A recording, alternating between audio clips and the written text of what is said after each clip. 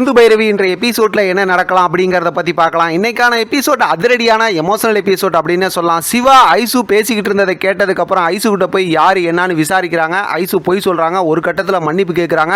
உன்னால சிந்து எவ்வளோ கஷ்டப்பட்டு இருக்காங்கன்னு தெரியுமா, வா ஐசுன்னு சொல்லி கையை பிடிச்சி கூட்டு வராங்க. இங்கே ஹாலில் பார்த்தோம் அப்படின்னா அன்னபூர்ணியும் மகாவும் உட்காந்துருக்காங்க. வந்ததுக்கப்புறம் ஐசு அழுதுகிட்டு இருக்கிறதுனால மகா என்ன ஏதுன்னு விசாரிக்கிறாங்க. கேட்குறாங்களா உண்மையை சொல்லு அப்படிங்கிற மாதிரி சொல்றாங்க. அதுக்குள்ளார வீட்டில் இருக்க எல்லாருமே வந்துடுறாங்க.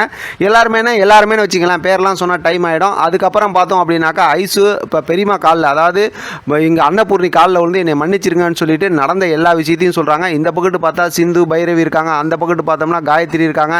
அதே நேரத்தில் ஆறுமுகம் சிவா இவங்களும் வந்துடுறாங்க. இப்போ அன்னபூர்ணி கிட்ட இந்த விஷயத்தெல்லாம் பேசிகிட்டு இருக்கும்போது மகாவுக்கு ரொம்பவுமே ஆத்திரம் வந்துகிட்டு இருக்கு. ஒரு கட்டத்தில் பார்த்தோம் அப்படின்னா நடந்த எல்லாத்துக்கும் ஐசு தான் காரணமே. மகா அடிச்சு இது மாதிரிலாம் பண்ணுறாங்க. இப்போ சிவா நான் இன்னொரு உண்மையும் சொல்கிறேன், பைரவி மன்னிச்சிருங்க, அதனால் நிறைய பிரச்சனை இருக்குன்னு சொல்லிட்டு கடைசியில் கம்ப்ளைண்ட் கொடுத்தது பைரவி தான் அப்படின்னு சொல்கிறாங்க. இதை கேட்டதுக்கப்புறம் மகாவுக்கு சரியான கோவம் வந்துடுது. இவங்க ரெண்டு பேரும் சேர்ந்து என்னெல்லாம் பண்ணுறாங்க பாருங்க அப்படின்னு சொல்கிறது மட்டும் இல்லாமல் இப்போ மகாவோட காலில் பைரவி காலில் மன்னிப்பு கேட்கணும்னு சொல்ல ஆரம்பிச்சிடுறாங்க. அவங்க ஆனவனா மன்னிப்பு இப்போ கேட்பாங்கல்ல, உடனே பைரவி பிடிச்சிக்கிறாங்க. பைரவி நான் காலில் மன்னிப்பு கேட்குறேன், தப்பு இல்லை, ஆனால் நீங்கள் சிந்து அடித்தது தப்பு தானே, முதல்ல சிந்துக்கிட்ட நீங்கள் மன்னிப்பு கேளுங்க, அதுக்கப்புறம் நான் உங்கள்கிட்ட மன்னிப்பு கேட்குறேன் அப்படிங்கிற மாதிரி சொல்லிடுறாங்க. மறுபடியும் மகா பேச ஆரம்பிக்கிறாங்க. இன்னைக்கான எபிசோடில் மகா சும்மா வானத்துக்கு பூமிக்கும் குதிச்சு அப்படியே ரொம்ப ஓவராக பேசுகிறாங்க அப்படின்னு தான் சொல்லணும்.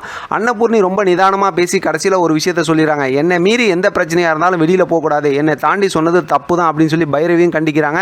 அதே நேரத்தில் இனிமேல் அந்த மாதிரி செஞ்சீங்க அப்படின்னாக்கா அன்னபூர்ணி உயிரோடு இருக்க மாட்டேன் அப்படிங்கிற மாதிரி சொல்லிடுறாங்க. எல்லாருமே அதிர்ந்து போகிறாங்க. இப்போ சிவாவும் மன்னிப்பு கேட்குறாரு, ஆறுமுகமும் மன்னிப்பு கேட்குறாங்க. ஆனால் பைரவி சிந்து அப்படியே அமைதியாக தான் இருக்கிறாங்க. ஒரு கட்டத்தில் பார்த்தோம்னா நான் யாரையும் சும்மா விட மாட்டேன் அப்படின்னு மகா சொல்கிறாங்க. இப்போ அன்னபூர்ணி எச்சரிக்கை செஞ்சு இனிமேல் இந்த பிரச்சனை யாரும் எதுவும் பெருசாக பேசக்கூடாது, யாரும் எதுவும் செய்யக்கூடாதுன்னு சொல்லி மகா எல்லாத்தையும் கண்டிக்கிறாங்க. ஒரு வழியாக பிரச்சனைலாம் பேசி தீர்ந்து முடிஞ்சதுக்கப்புறம் பார்த்தோம்னா ரூமில் பைரவி இருக்காங்க. இப்போ போய் ஆறுமுகம் பேசுகிறாரு. இந்த மாதிரி நீ செஞ்சிருக்கக்கூடாது அப்படி இப்படின்னு பேசும்போது வழக்கம் போல் பேசி நல்லா திட்டும் அடியும் வாங்குறாரு ஆறுமுகம். ஆனாலும் பைரவி ஒரு விஷயத்தை சொல்லிடுறாங்க, சிந்து வேணால் சும்மா இருக்கலாம், என்னையெல்லாம் அடித்தாங்கன்னா திருப்பி நான் அடிச்சு விடுவேன் அப்படிங்கிற மாதிரி சொல்கிறாங்க. ஒரு மாதிரி ஜாலியாக காமெடியாக இன்றைக்கான எபிசோடை முடித்தாங்க. இருந்தாலும் ஒரு பெரிய பிரச்சனையை அப்படியே ஒரு மாதிரி நார்மலாக எப்பயும் பேசுகிற மாதிரி சும்மா ஒரு மாதிரி அதாவது ஒரு சண்டை சச்சரவு இல்லாமல் முடித்தாங்க அப்படின்னு தான் சொல்லணும். ஆனால் சீக்கிரமாகவே நம்ம பிரவீன் எவிக்ட் ஆகி பிக் பாஸ்லேருந்து வந்துட்டார். அவர் ஒரு நடிப்பு அரக்கன் தான் அப்படின்னு சொல்லணும். ஏன்னா ஏற்கனவே அங்கே பல நடிப்பு அரக்கர்கள் இருக்காங்க. அதனால் சீக்கிரமாகவே பிரவீன் அதாவது எசக்கியை உள்ளே கொண்டு வந்தாங்கன்னா நல்லாயிருக்கும். பார்க்கலாம் அடுத்த ஸ்டோரி எப்படி இன்ட்ரெஸ்டிங்காக கொண்டு போகிறாங்க, எப்படிலாம் ஸ்டோரி அடுத்தடுத்து சுவாரஸ்யமாக்குறாங்கிறத தொடர்ந்து பேசலாம். இதை பற்றின உங்களோட கருத்து கமெண்ட் பாக்ஸில் தெரியப்படுத்துங்க. தொடர்ந்து ஆதரவு கொடுங்க. தேங்க்யூ ஃபார் வாட்சிங்.